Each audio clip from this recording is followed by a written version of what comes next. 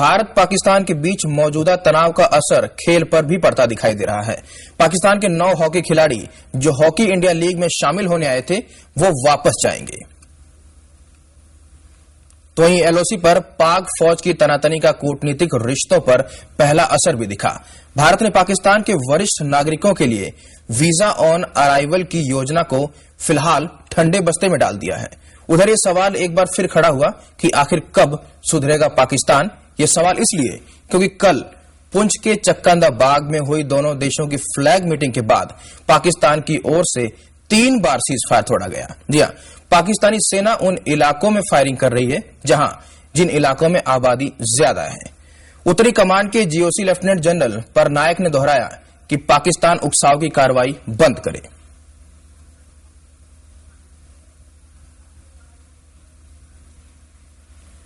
Visa on arrival के मुतल्लिक कुछ निर्णय अभी लेने बाकी हैं, जो कि हम अपने एजेंसीज के कंसल्टेशन से लेते हैं। उसमें से 1-2 बिंदु पर निर्णय होने बाकी हैं, इसलिए अभी आज प्रारंभ नहीं हुआ।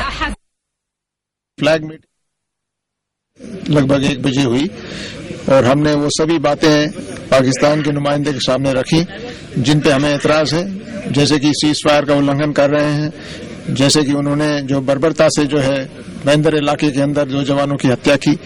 उन्हें ये भी कहा गया कि वो सिर हमें वापस दिया जाए और उन्हें ये भी कहा गया कि जो है अनप्रोवोक्ड फायरिंग आप कर रहे हैं, झूठे इल्जाम लगा रहे हैं, ये बर्दाश्त हम नहीं करेंगे। लेकिन उनका रवैया अड़ियल रहा, उन्होंने सब बातों से इनकार किया। उनका कहना था कि सीज फायर का कोई उल्लंघन नहीं कर रहे हैं। उनका यहाँ तक कहना था कि उन्होंने मेंढर के अंदर जो भी वाकया हुआ उसमें उनका कोई हाथ नहीं था। जो पाकिस्तान ने जो कार्रवाई की, जो 8 जनवरी को कार्रवाई है, उसमें जो है एलईटी और वो मिलिटेंट से, तो इसके बारे में क्या कहना? वो मैं आपको बता चुका हूँ कि ये कार्रवाई जो है 24 घंटे के अंदर होने वाली नहीं है। इसका प्लानिंग, इसकी तैयारी उन्होंने पहले से की होगी, इसलिए हम समझते हैं कि ये प्री प्लान, प्री मेडिटेटेड किस्म का एक हमला था। आपने कहा कि ह्यूमन शील्ड की आड़ में पाकिस्तानी सेना जो है फायरिंग गोलाबारी कर रही है, तो ऐसे में क्या आदेश है अपने फॉर्मेशन के लिए? देखिए, हमारे आदेश अपने ट्रूप्स को हमेशा रहे हैं कि जो पाकिस्तान साइड के ऊपर जो सिविलियंस हैं, जो उनकी आबादी है, उनके ऊपर फायर ना करें, उनको नुकसान ना पहुंचाए, क्योंकि हमारी उनके साथ कोई लड़ाई नहीं है। लेकिन पाकिस्तान फौज अक्सर जो है इसकी आड़ लेके, जैसे कल उन्होंने फायर किया मिर्जा 1 मिर्जा 2 पोस्ट से, जो पुंछ नदी के पार है, वो आबादी वाले इलाके में है। तो उनको हॉटलाइन पे बताया गया कि आप आबादी का जो है उनकी शील्ड लेके आप फायर कर रहे हैं, लेकिन अगर रिटेलिएशन में कोई कैजुअल्टी होती है उसकी जिम्मेवार आप होंगे। और उसके बाद तुरंत फायरिंग बंद हुई। उधर पाकिस्तान एक बार फिर जबरदस्त सियासी संकट में है। सुप्रीम कोर्ट ने प्रधानमंत्री राजा परवेज अशरफ को 24 घंटे के भीतर गिरफ्तार करने का हुक्म दिया है। खबर है कि परवेज अशरफ गिरफ्तारी से बचने के लिए दुबई चले गए हैं। इसी बीच राष्ट्रपति ने पीपीपी और गठबंधन के सहयोगियों की आपात बैठक भी बुलाई है।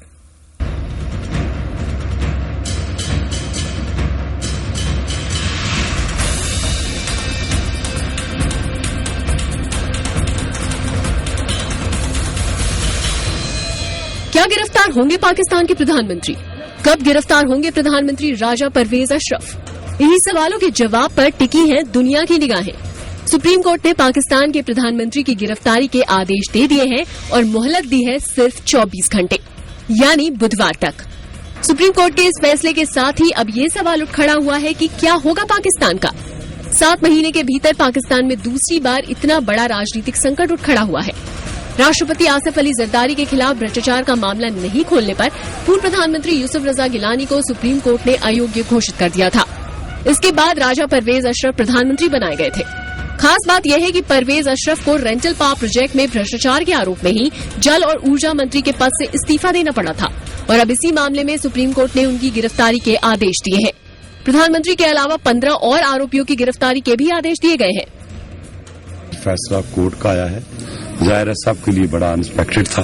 बहरहाल सुप्रीम कोर्ट का फैसला है और हमने कभी भी क्रिटिसाइज नहीं किया, लिहाजा अभी क्योंकि जजमेंट की कॉपी मैंने नहीं देखी और ये हमारी लीगल टीम आज देखेगी तो फिर कोई कमेंट दूंगा। बगैर देखे हुए मैं कमेंट देना मुनासिब नहीं समझता।